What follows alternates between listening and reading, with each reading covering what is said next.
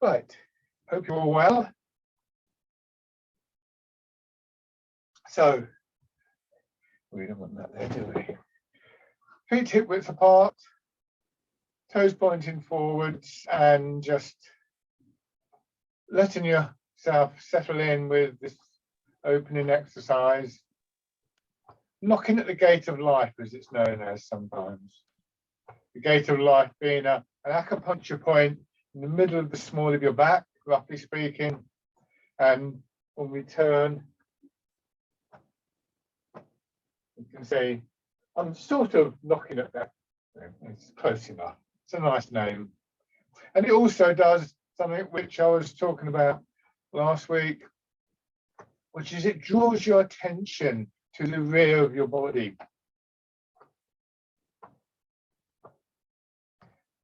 And there's a sort of change in our thinking, I suppose you could say, between, on the one hand, a very forward view and a very linear view.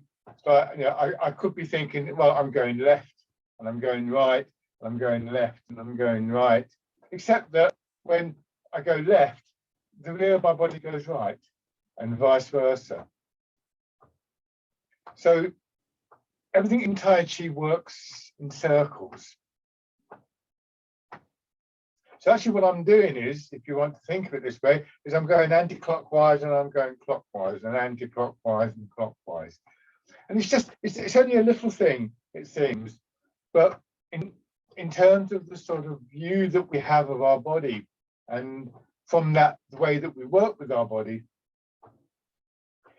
it will change to a more kind of, in a sense, holistic view. I've talked before about this idea that there are counterbalancing, opposite movements, and so on and so forth. And it means that we can, I suppose, in a way, choose how we're going to work and exercise. Leading on from that is, where do we view from? If we have a sense that we're viewing from the outside, then we'd sort of have to walk around the circle. But if you think about this middle part of your body, the lower dantian, as it's sometimes referred to, then think of that as being like the hub of a bicycle wheel. If you had a bicycle wheel and you're doing that, then the spokes would all be radiating out from the hub and connecting back into the hub. And it feels like there becomes a sort of natural gravitation of your awareness to the center of your body.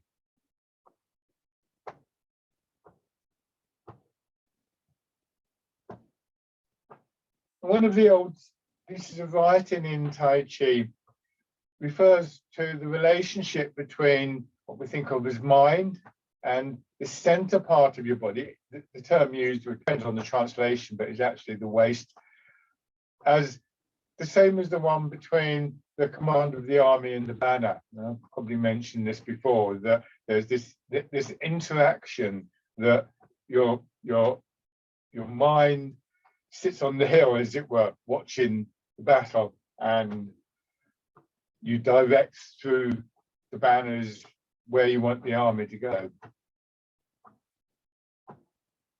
And information comes back. So that's a little bit less obvious, I think, you'll find in the solo movements, although there is, we sense the environment through our skin, through our eyes, and so on and so forth. So we do take in information. In partner work, when we look at it as a martial art, you know, if somebody were pushing on you, say, then that information is taken in to the center. But obviously that's not particularly significant here. But it means that we look out from the center. A point of stillness, a point of calm, a point of sort of spaciousness, I suppose you could call it. Making sure that you do give yourself plenty of time for the physical warm-up. And just referring to this thing about feet hip width apart, there's some variation in how that's interpreted in Tai Chi and Qigong. Some people would measure it from the outside of the foot. So you've got these parallel lines going down to the outside of the foot with imaginary parallel lines. Some people would do it from the midline of the foot. So, shoulder, hip to about there. And some people, myself included, tend to do it from the inside of the foot. You want to be careful that you're not doing something like this. You see how my knee's bent in. So you always want to make sure that the knee is pushed out. I think the variations have come about because people are different and we change over the course of time. So sometimes there would have been a teacher did it a particular way, and it's tended to fall into particular schools. But in fact, there is this variation. And always remember the basic idea. We want the hips to be supported by our feet and our legs. We want our shoulders to be supported by our hips. So this is no good. This isn't the stance that we want for this, with one leg in position, the other one all over the place. The other thing that we're told is tosha point forwards. But again, there's some kind of leeway there. You can have a little bit of a turnout, which you'll sometimes see me do, particularly in wider stances. My feet tend to turn out, some people do. So if I'm not paying attention, they'll sort of drift out a little bit. You don't want that to happen too much, because if I'm standing like this, you can see now I'm kind of twisting my leg up and so on and so forth. But having the hip a little bit open can help you with that sense of sinking down. Remember, there are, I think it's something like 26 different body types identified in medical physiotherapy. I can't remember exactly, something like 13, or something like 16 male and 10 female, or something like that. But those in themselves are massive generalizations. That information is a bit out of date, so that may well have been revised more recently. So within sort of like certain boundaries, there's a great deal that can vary between human beings. And the more you get down to an individual, the more variations there's going to be for a variety of reasons. So feel supported, feel that you can do this without twisting and straining in your knees, weight forwards, hips dropping back. And regardless of how long we've been doing Tai Chi, it's always good to review this, to get used to that settling in process that starts with an awareness of posture and simple movement.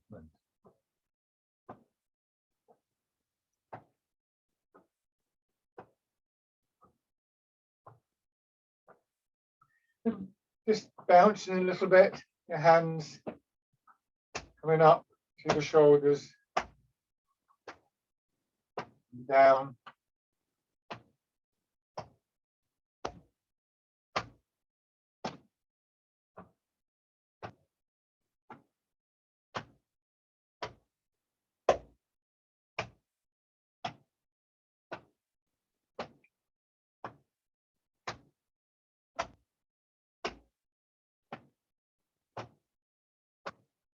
And then hands on the back to show you that. This is normally done with the palms of the hands just on your kidneys, just above the pelvis and the hips, either side of the spine. But if that's a difficult position for you, you might want to just use one hand and swap over occasionally, and or change the angle. But you probably get the best result with both hands pressing palm in. You press very gently, try and leave your shoulders relaxed. And feel that whole area of kidney and lower back begins to just loosen up. Lower back is a problem area. You know, every now and then, when there's a quiet news time, the media would dig out figures for how many days are lost through lower back pain. lower back is the recipient, I think, of a lot of bad posture. There's a lot of pressure on it. And also in Chinese medicine, the air is very susceptible to the cold, it's said. So this is a useful exercise to remember. Then just letting the hips drop down again.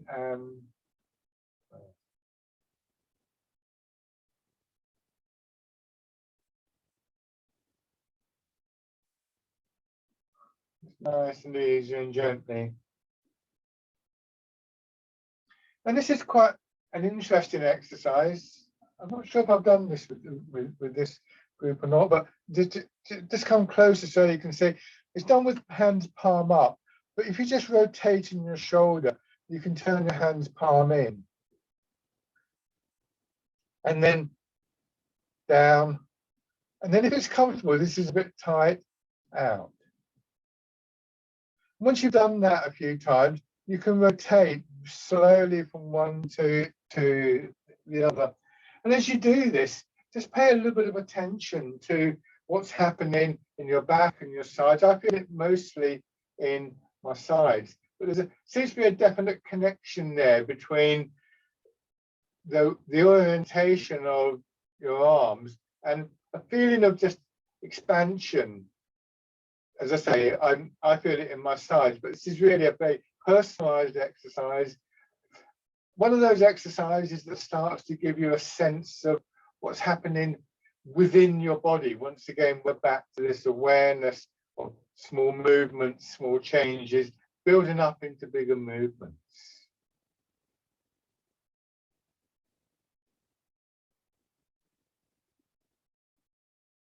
So there's something you can use if this is comfortable for you, just to get that little bit of variation. And as much as anything else, it's quite good. It opens up the shoulder a little bit, but that's more to the point. It just draws your attention more subtly into your body, and then just shake out. Anything that does that for you will increase your ability to register these small changes and movements. So in whatever posture suits you best, just beginning to roll your weight forwards and backwards in your feet. If I exaggerate, it might show you better what I'm actually doing. I'm kind of pivoting from my ankles. You notice my knees are slightly curved. It's this. My feet are staying on the ground. If I were to go a little bit further, then my heel would start to come up. And likewise going back. But in fact, that's what happens very quickly. So as we do this and we feel the weight moving from front to back in our feet, then we start to get a sense for how far we want the weight to go forwards, how far we want the weight to go back. As a rule of thumb, I would say that in many ways the ideal place for your weight to settle will be just behind the ball of the foot, and you wouldn't want to go any further forwards than that. And going back would really be the front part of your heel. But there's different ways of looking at that as well, but just see what works for you.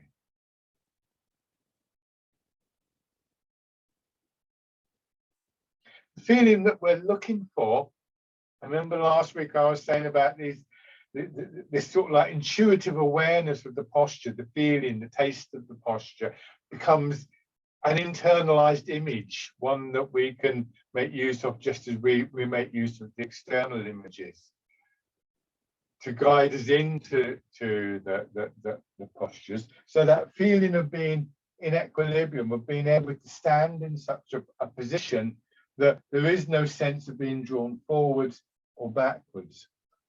So we find that, and then depends where it is, but some of you will already have this, but quite often that's not going to be just behind the ball of the foot. It might be a bit further back. A lot depends what else is going on in the rest of your body.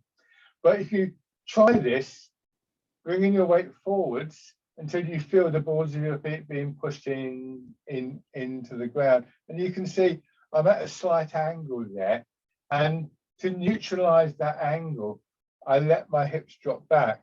And that's where I get that slight curve in the knees and the strong feeling of pulling down there. And what that does, what that would do for you eventually, and as I say, it's not necessarily going to be comfortable right now, but if, say, for instance, you find your point of equilibrium here with the weight, say, in the middle of the foot, you have a sense for how that feels. You go forwards a bit, you start to lose that, but then when you sink down, you'll start to get it back. So this brings us to a state where the body's upright, in line with the pull of gravity. We're also able to drop our weight because the hips dropping back is that dropping down of the pelvis. It gives us this longer feeling in the back because there's the pull down on the back and that little sense of a lift up through the back of the head. And finally, from this point, if I just go forwards a little bit more, I automatically take a step. So as I stand here very still, in theory, I can stand still. If I'm in that position, I've got almost enough energy to actually take a step. And we can begin to feel that sense of movement almost up our back in particular. And yet at the same time, we're settled in. We don't have to take the step. And this is generally the feeling within the body, that it's not sort of like you're back in your heels, slightly drooped over, or right forwards in sort of really kind of like you're about to start a sprint race, but one that is quiet but still alert at the same time. You know, you're not just dreaming. You've got that sense of energy. Something is about to happen, but it doesn't have to happen. We have that choice. This is something to work towards, not to force your body into. So, you know, depending on how long you've been doing Tai Chi and you know what's going on in your body, you will start to come close to that. And then when I sink back more and notice that I'm deliberately using the term about the hips, that they sink back. If you think of them sinking down, you may do that. Your knees will go too far forwards. And certainly if you think of bending your knees, that would be the case. But if I think of my hips going back, then they're bound to go down. They're attached to your knee at one point, so they're just going to swivel downwards, pivot downwards. At the same time, try not to stiffen up in your lower back. Once again, we're talking about the lower back. If I do that and hold my lower back stiff, I very quickly get pulled over because the stiffness in my lower back will stop the pelvis from making subtle adjustments to keep me upright and to keep me stable. Likewise, if you're pulling your belly in, the same thing will happen. So it's a drop downwards achieved by letting your hips sink back. We use the term sitting. You're sitting into your legs.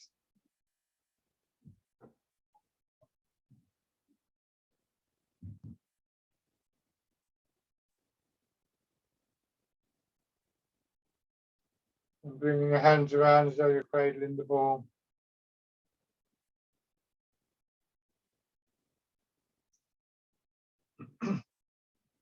Remember, all this attention to detail has a twofold purpose, really. One is, naturally enough, as you might expect, to actually help us with our posture and hence with the movement and to get that as clear and as precise and as good as possible. Better your posture, the less resistance to movement there is in your body. At the same time, it's bringing your attention very deeply into your body, very much helping with that sense of calmness, going a little bit further than just feeling relaxed, which is good if you do, of course, but something much more integral to yourself will begin to develop.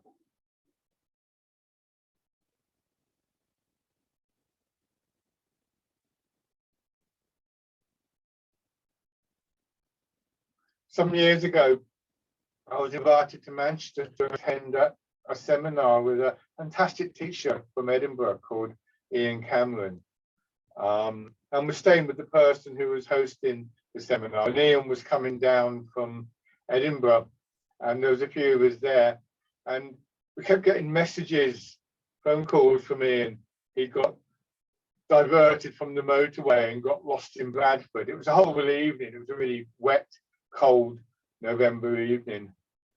And then he managed to get lost in Manchester and so on and so forth. He didn't arrive till about midnight.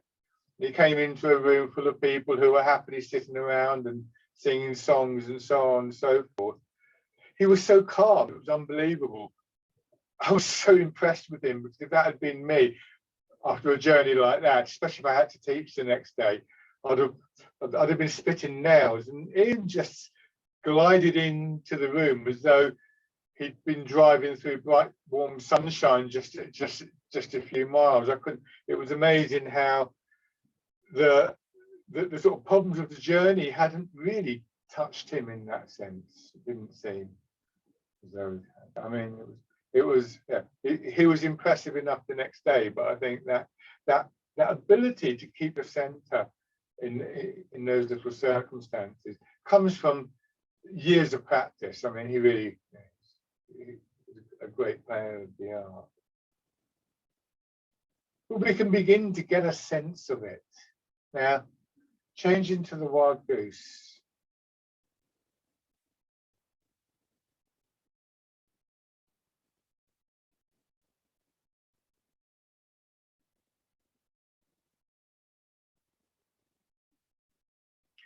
These qualities that I talked about, you know, the taste, the feel, however you imagine it, however you visualize it, whatever image it is for you, is very much one of the things that you'll take with you out of practice. You know, I think, as I probably said last week, we don't stand in the supermarket queue doing this. Well, I don't anyway, but could do. It's a harmless enough thing to do, but you might get some odd looks. But we can recall those moments, because we know that mind and body impact on each other.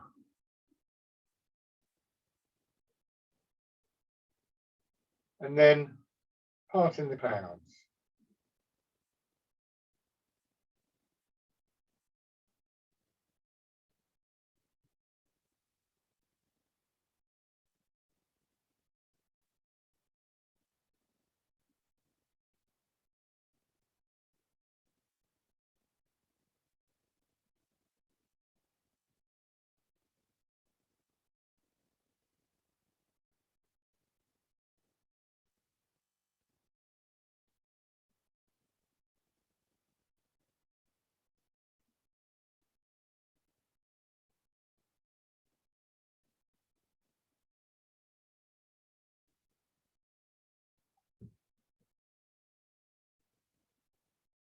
I do one more, and then we'll go back and do it as a little sequence of 3.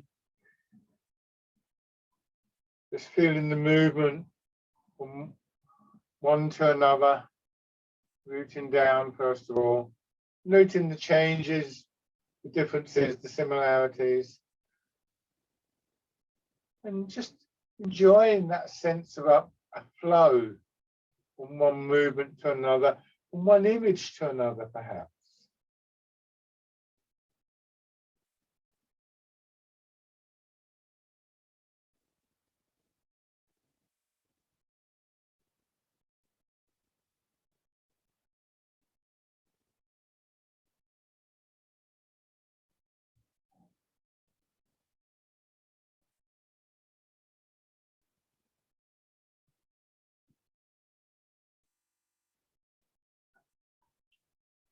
When your attention drifts off, just gently bring it back really in the same way that we started the class, with this sort of very simple awareness of our body, maybe with a little body scan, or just aware of your weight in your feet, realigning yourself, mind and body.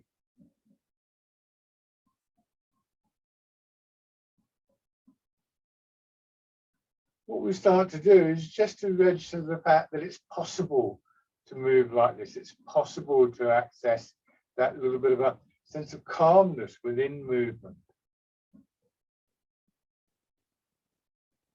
You get the odd glimpse of it, I think.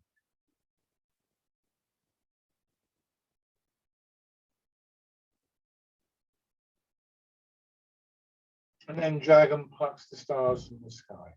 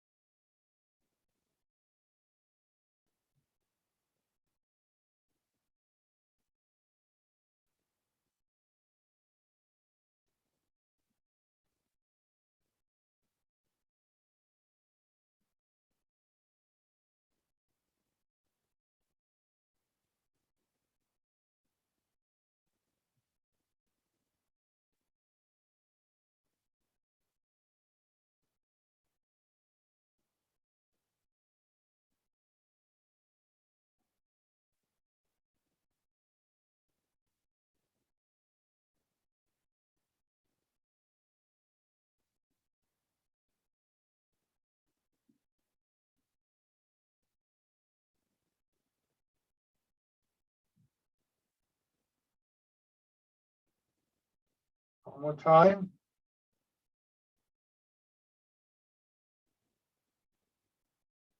Then pushing in 4 directions. So once again, we're back to these circling movements in the center of the body, clockwise, anti-clockwise, so on. Around that center, around the hub of the wheel.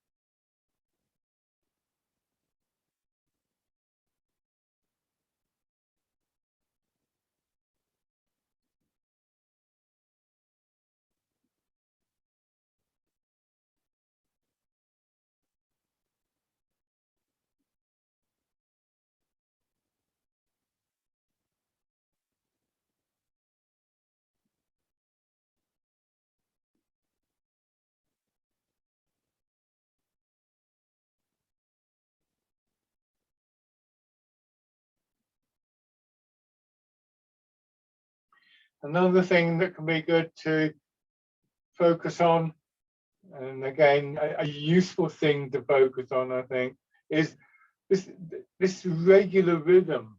The movement would expand and then it will contract. From yang to yin to yang to yin. So these terms of these, the Chinese sort of abstract understanding of this. Along with that is that intent not to strain. So I can go to here and I'm fine. If I go to here, I'm now tightening up. So this is as far as I'll go. So there's a natural point of return in both ends of the movement.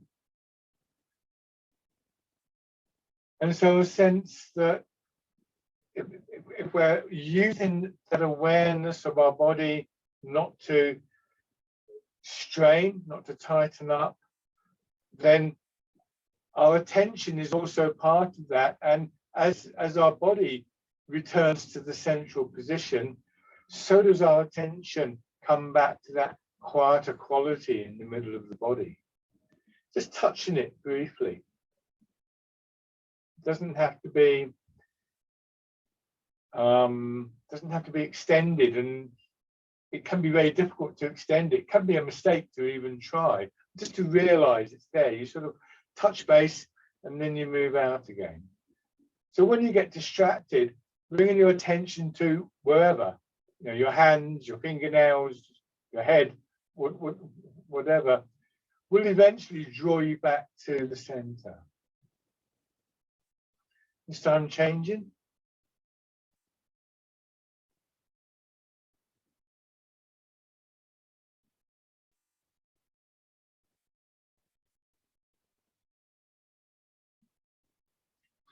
That little approach stops the stress, stops the straining, and you know, anxiety, and so all of those kind of things from building up too much. Just that little stopping seems to just diffuse them a little bit. Perhaps because it just makes us aware that they're not quite as all-controlling as they can sometimes feel. And then add in the turn.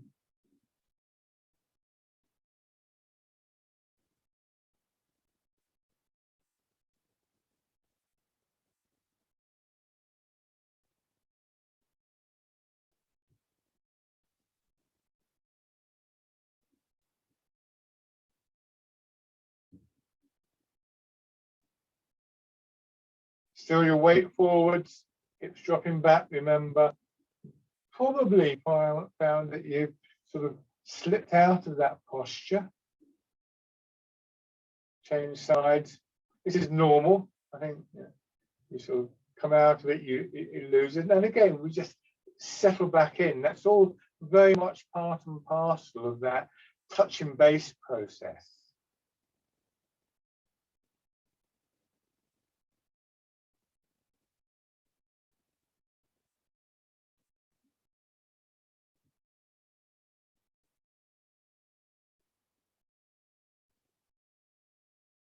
So we can get a great deal out of these practices beyond just the physical, and just add in the turn. Not that that's irrelevant by any means. That is a huge part of what we're doing.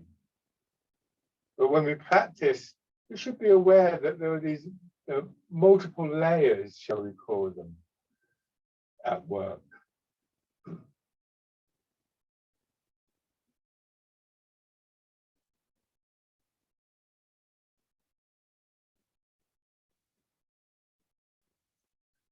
And then rowing a boat in the middle of the lake.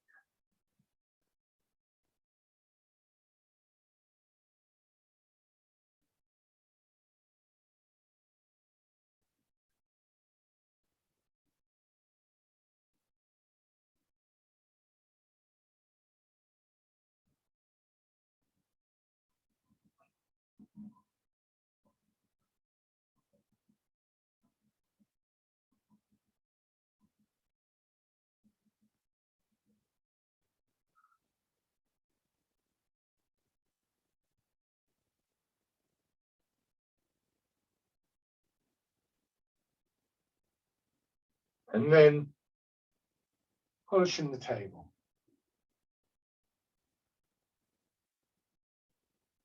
Very carefully, remember, I do try and demonstrate these movements quite big so that you can get a sense of what's going on. But again, remain aware of what you're doing. When is your body saying to you, you should slow down, you should stop at this point? There's nothing gained in pulling muscles.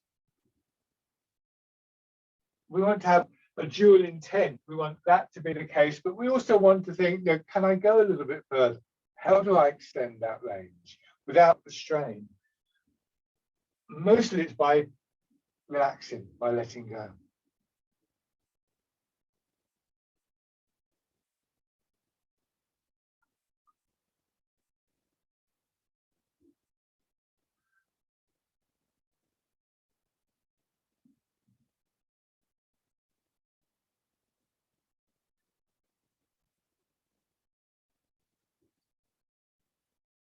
And then stand.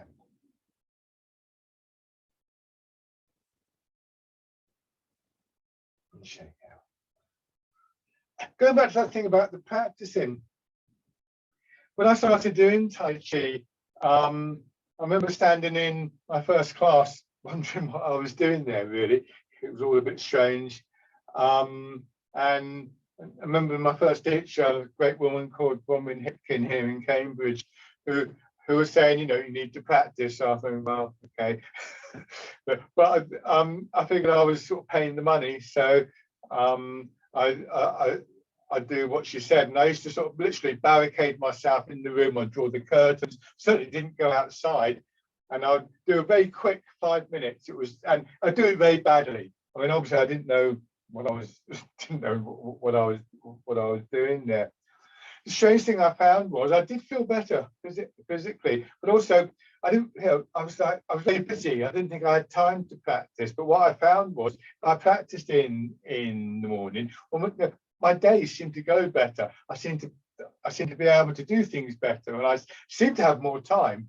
So I played around with this, being a bit of a skeptic, and thought, well, what happens if I don't practice today? And yeah, it didn't go so well, and so on and so forth.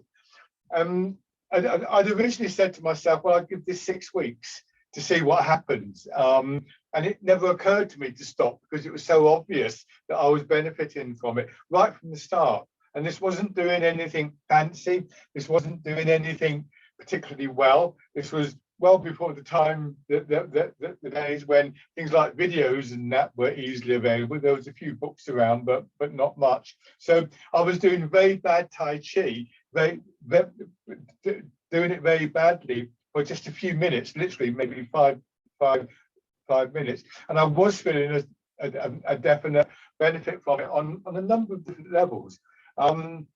If I hadn't done that, I probably wouldn't be standing here telling you that I'd done it, because I probably wouldn't have carried on. So don't feel that, you know, to start off with, it has to be great Tai Chi, because it won't be. Quite simply won't be. Nor do you have to do a great deal. You have to. This has to fit into your life. So what I always say to people is, try and do 5 minutes, because if you decide you're going to do half an hour and you only do 25 minutes, you'll come away from that practice with a feeling of failure. Whereas if you decide to do 5 minutes and end up doing 10 minutes, you'll feel much better for it, because you say, oh, that was good. I did more than I set out to do.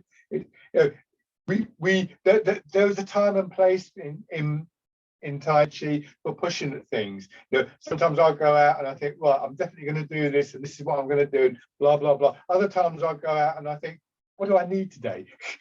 So, you know, there was a place for the discipline and for no, I'm going to do an hour or whatever, and to push things a bit. But that place isn't right at the beginning.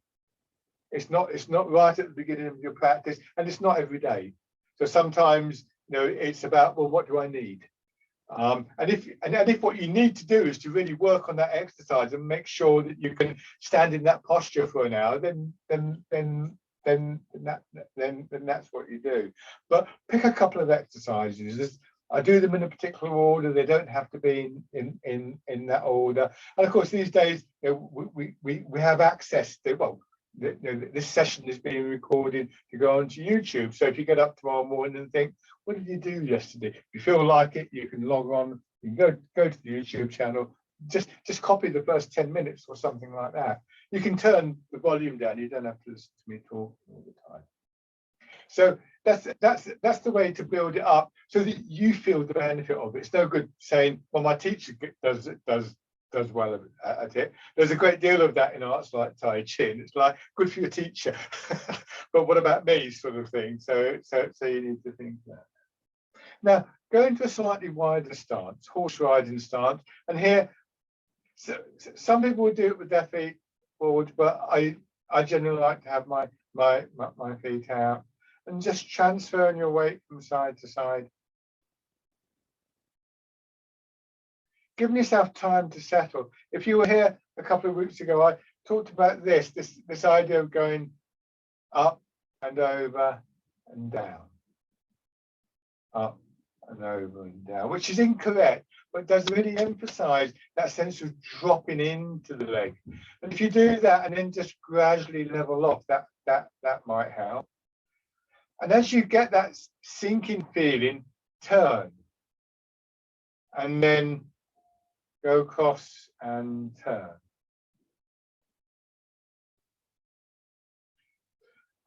I've separated out two processes that really are two sides of the same coin. So that eventually you'll find that as you move across, you turn a little bit, but you turn a little bit more here. And that, in fact, as you start to turn back, that helps the weight to move. Hands in front of you. Feel them moving with you. And we're going to do the exercise part in the wild horse's mane. If you haven't seen this one, it's a little bit more complex. And the more complex the exercise, the more we just focus on exactly the point where we are, rather than thinking, oh, what comes next? So again, this has an impact on our attention that it, in a way, kind of encourages us to come into the moment. Quote Bronwyn again, she used to say that the seed of the next movement is in the movement that you're doing. So your best chance of getting it right is to focus on what you're doing. Come over into your right leg, move across into your left, and as you turn, let the left hand swing out and up to about shoulder height. It finishes above the left foot.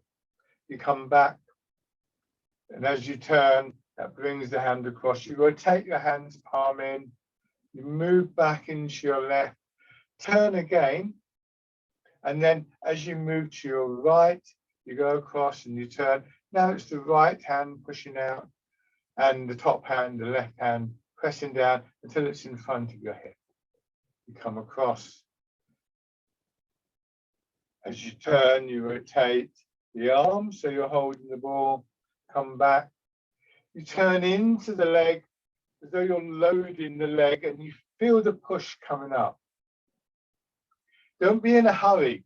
So what often happens is we find that our arms accelerate and they lose connection with the legs and the hips, and they start holding balls and rotating fairly randomly at that point. But they're driven by the movement of your weight, the turning in the center of your body, and they respond to that with the shape, part in the wild horse's mane. It's a lovely name with a lovely image. One of the very early movements that I learned in Tai Chi, I learned it with a stepping pattern. When we used to talk about the horse running across the plain with its mane flowing and so on, as a sort of image to hold with you when you're doing the movement. It's remained one of my favorite movements. So this is my own little interpretation of it in a what we would call in Tai Chi fixed step. In other words, you're not stepping, your feet are staying in one place. This is part in the wild horse's mane.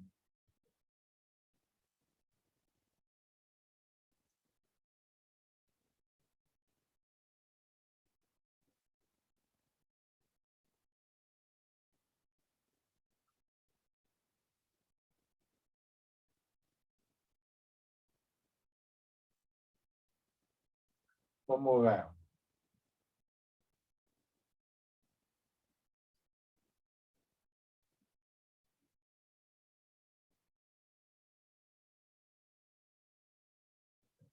One foot forwards. transferring your weight again. When I first taught that exercise, I taught a chair-based version of it, and it was a class that was half seated, half standing, and I taught it, and people couldn't do it because they'd never seen it before, and I hadn't taught it before, so lots of arm waving and giggling. It was all very good humoured. And then we did standing, and we did this exercise and some walking and that. And afterwards, one of the people in the group came up to me. She said, "Do you know," she said, "when I did that new exercise, I was all over the place." And I was like, "Yes, we all were. Don't worry, you know, it'll come." She said, "But the thing is, normally when we do the stepping, I'm quite nervous," she said, "but today it went much better." And she said her understanding of it, not mine, was that because she was concentrating so much on parting the wild horse's mane, she was still concentrating, focusing when she got up. And because of that, she felt much steadier. I was astonished. I really hadn't expected that reaction. You couldn't have anticipated that. It's not going to happen every time, but it shows how this focusing of our attention is integral to our physical well-being, and vice versa. It's not, you know, it was this blending of mind and body with actually quite a dramatic result.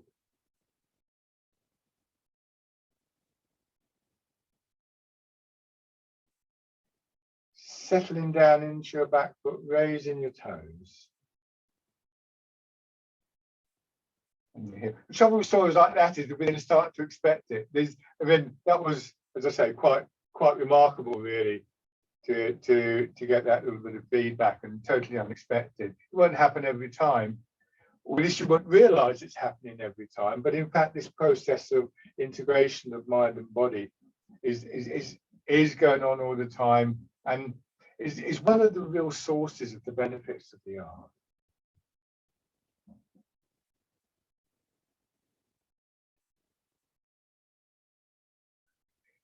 And again, remember the starting point today. You know, real attention to the posture. Where is your weight going? Is it settling behind the ball of the foot?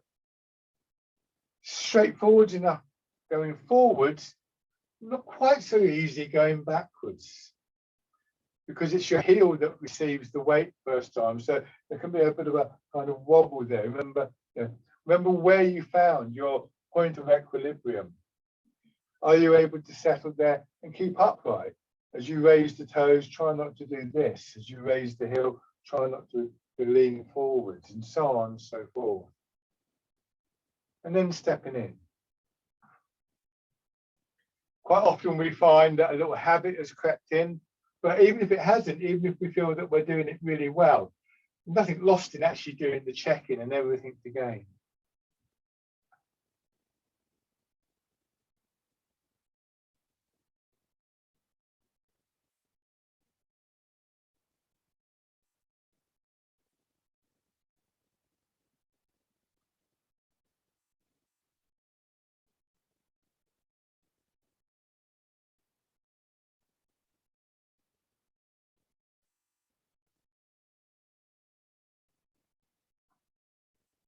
Good. And then on the other side.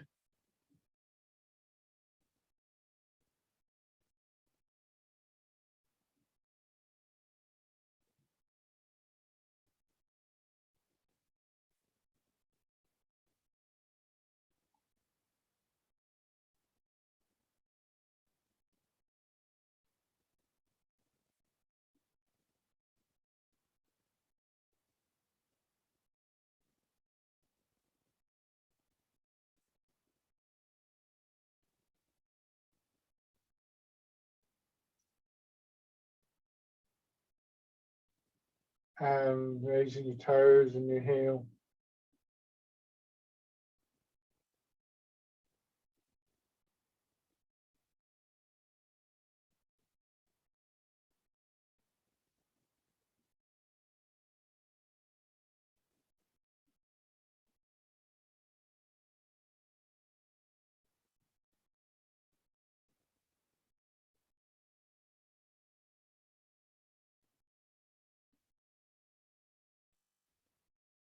stepping in.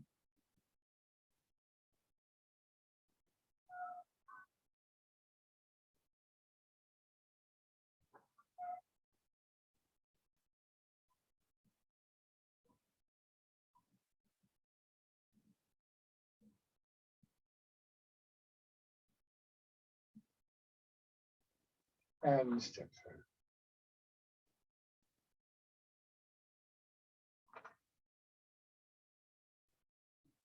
This is a useful exercise to remember. It's not at all complicated. You can do it pretty much anywhere. Go in the other direction.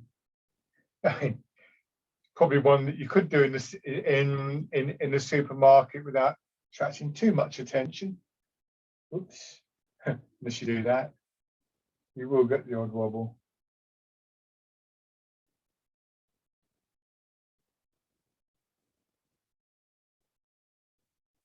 Just remember when you do this, remember what your stance is going to be. You're looking for that hip width stance. So the foot is coming in, forwards and out. Just to emphasize that. I can find something to emphasize it with. So if I were to put this stick down there, I'm going to straighten it up a bit. So there, if I can do that, then actually, if I could, if you imagine there's another stick there on the other side, what I'm going to be doing is this. In fact, I will have the foot slightly turned out, this one. But watch when I do this, in, forward, and out. See when my heel goes down? I'm sure it's right, yeah. There, to there. And that's going back to my hip width. And again, I come in there.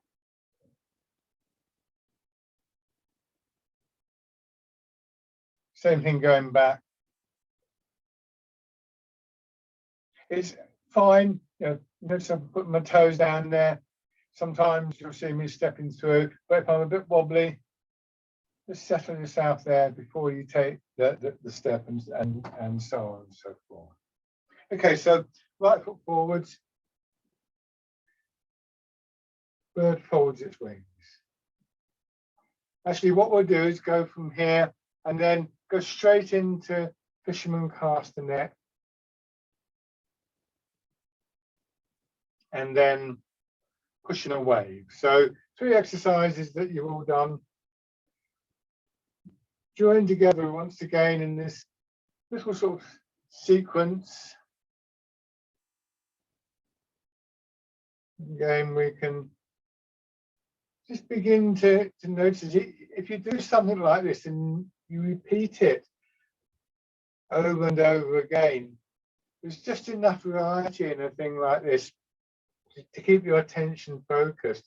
Not so much that it becomes a trial or, kind of like, how many things do you have to remember sort of thing. And you can begin to just observe the changes and the ebb and flow of the patterns.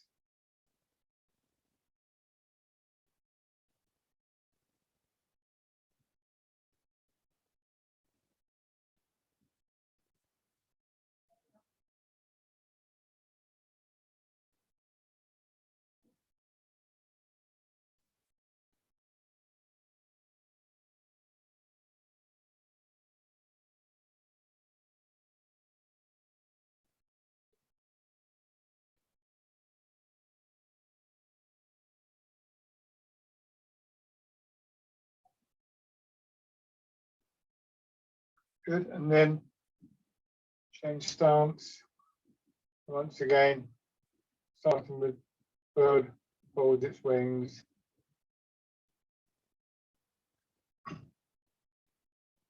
When we do bird folds its wings solos, we're very much trying to keep the hands hanging down from the shoulders. But when we do it in a sequence like this, just let your hands come down until they feel comfortable. They might go all the way to there, but they might just be a little bit in front. But once they're in position, they don't move.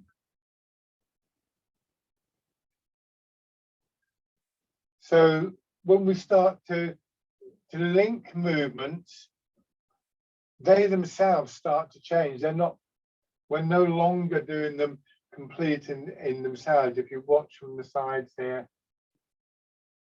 going back there's the rotation. But I'm still not doing that with bird folds its wings, but that will happen a little bit when I do fisherman cast the net.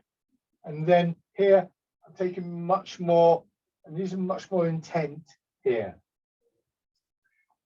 because I'm actively pushing against something.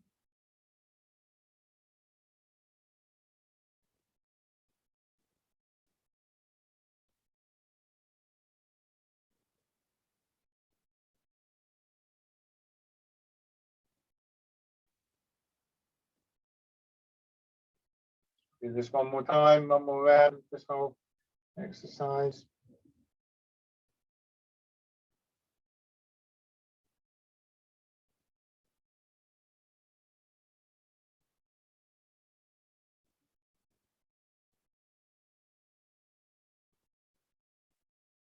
And check out. So people who've done any kind of Tai Chi form will be aware of the difficulty of actually combining movements in that way and remember what the sequence is. In some schools of Tai Chi, when they teach a form, a sequence, and that can last anything up to half an hour. Sometimes they'll teach you what they call square to make sure people have the right proportions and the right postures. And I do that to an extent, but some people, you have to get the square form and then you're taught the flowing form. And sometimes they can look very different because as soon as you go from this is one movement and this is another movement and this is another movement to rolling along, it's like going from, it's like writing, it's like going from a dictionary, this is the word and this is what it means, to a sentence. And when we join words up, and when we join letters up, they start to change slightly.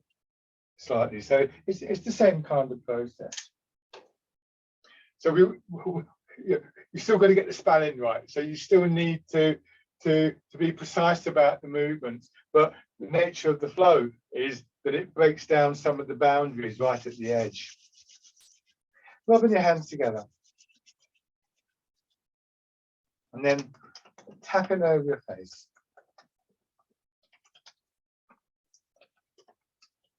Over your head and neck. Down to one shoulder. Your arm.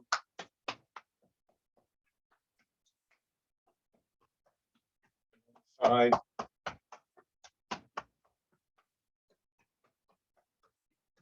Your back. And your hips.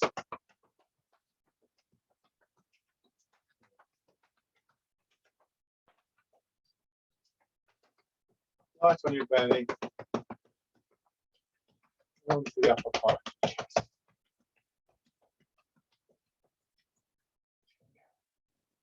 Good. So embrace tiger, return to mountain.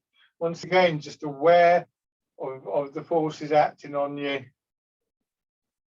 And an intent not to strain against them. So you begin to extend out. You approach that point where the tightening is going to begin. And you start to draw back. You let the movement, in a sense, you let the rhythm of the movement draw you back. Once again, just this sense of settling, of calming, rooting down. And then quite naturally, you feel the push up and the whole cycle starts all over again.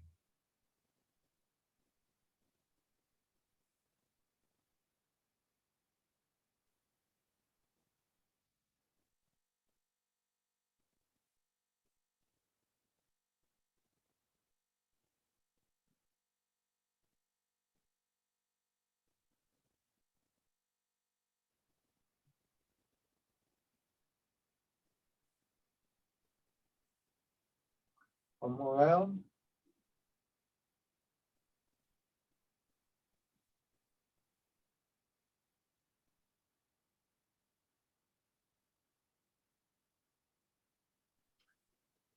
And stand.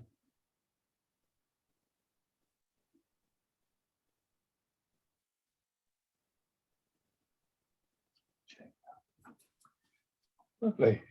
Doesn't time fly when you're doing Tai Chi, honestly?